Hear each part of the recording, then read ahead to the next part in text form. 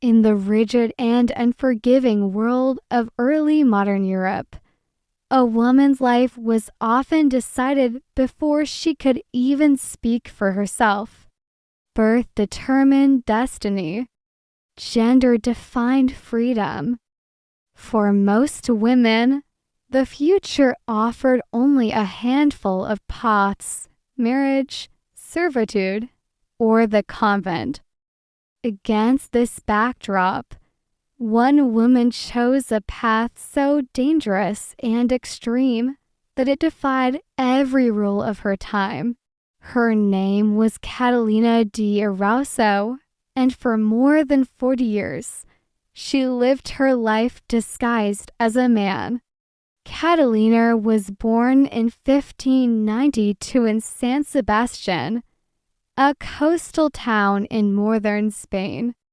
Her family was respectable, though not wealthy, and deeply rooted in Catholic tradition.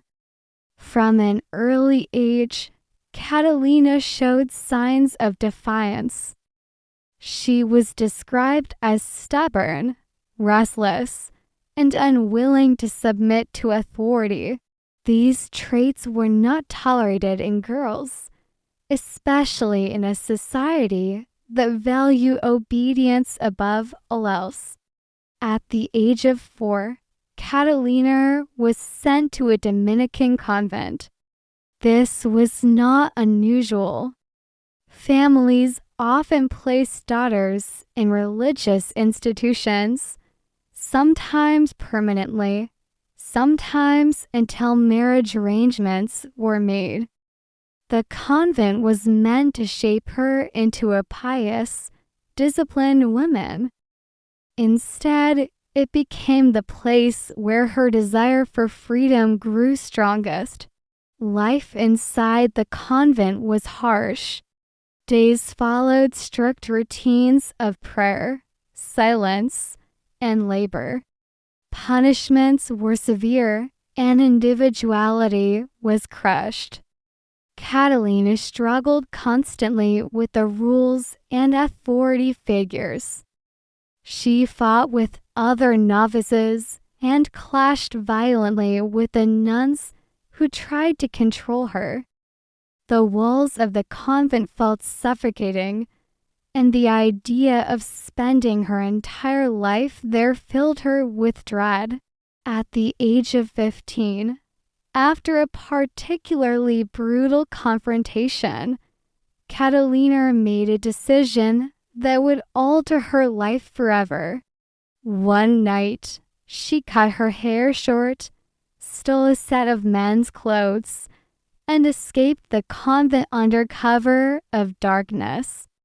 From that moment on, she abandoned her old identity entirely. Disguised as a young boy, Catalina entered a world that had always been closed to her. Wearing men's clothing gave her immediate advantages: safety, mobility, and access to work. Alone on the roads of Spain, she learned quickly that her survival depended on her ability to convincingly perform masculinity. She adopted a male name, changed it often, and carefully studied the behavior of men around her. She worked as a page, a servant, and a laborer, constantly moving from town to town. Any prolonged stay increased the risk of discovery. She learned to fight, to gamble, and to defend herself verbally and physically. Violence was common in this world, and Catalina embraced it as a means of survival. Eventually, her restless nature pushed her beyond Spain. Like many young men of the time, she crossed the Atlantic to the Spanish colonies in the Americas. There, opportunity and danger existed in equal measure. The New World was brutal, lawless, and violent. but it also allowed for reinvention. Under yet another male identity, Catalina enlisted as a soldier. Military life suited her. She was disciplined, fearless, and aggressive. Historical records describe her as quick-tempered and prone to duels. Honor culture dominated male society, and insults were often settled with blades rather than words. Catalina fought in military campaigns across Peru and Chile. She participated in battles against indigenous groups and rival colonial forces. She proved herself repeatedly, earning respect among her fellow soldiers. No one questioned her identity. In a world where death was constant and privacy rare, her secret remained intact. Her life during these years was marked by constant violence. She engaged in numerous duels, often over trivial disputes. In several documented cases, she wounded or killed her opponents. One of the most tragic and disturbing moments of her life occurred when she unknowingly killed her own brother during a duel. Neither recognized the other, both living under assumed identities.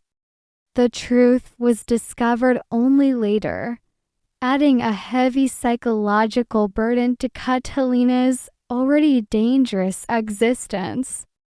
Despite her violent reputation, Catalina was also remarkably skilled at survival. She escaped prison multiple times, bribed officials, and changed names whenever suspicion rose. She worked as a merchant, a ship's officer, and even a guardian of cities. Each role required her to maintain the illusion perfectly. Living as a man for decades demanded constant vigilance. Catalina avoided close emotional connections. Romantic relationships were especially dangerous. On several occasions, women expressed interest in her, leading to near exposures that forced her to flee. Any physical intimacy could reveal her secret. Medical treatment was another constant risk. Injuries were common, and doctors often examined patients closely. Catalina learned to endure pain silently rather than seek help. She bound her body tightly and concealed any sign of femininity beneath layers of clothing. As the years passed, the psychological toll of this double life grew heavier. Catalina was always running, always watching. There was no place where she could truly rest. Yet returning to life as a woman was unthinkable. It would mean imprisonment, humiliation, or worse. Her secret was finally revealed after a severe injury left her facing execution. Exhausted, wounded, and cornered, Catalina confessed her true identity to a bishop. At first, authorities believed it to be a desperate lie. Only after a physical examination did the truth become undeniable. The revelation stunned colonial officials. A woman who had lived as a man, fought as a soldier, and killed in duels for over 40 years challenged every assumption of gender and social order. Instead of immediate punishment, Catalina was placed under protection. Her case was deemed too extraordinary to handle locally. news of her life reached Spain and eventually Rome. In a highly unusual decision, Pope Urban VIII granted Catalina special permission to continue dressing as a man for the rest of her life. This was an unprecedented act, acknowledging her unique circumstances rather than condemning them outright. The Spanish crown also granted her a military pension, recognizing her years of service. Catalina dictated her memoirs, recounting her life in blunt, unapologetic detail. These writings became widely read.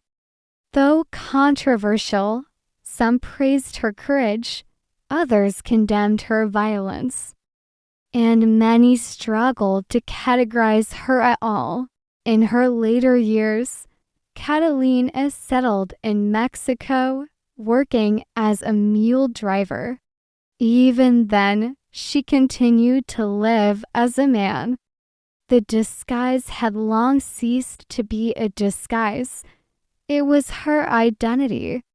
She died around 1650, far from her birthplace, having lived a life you could imagine and even fewer could survive.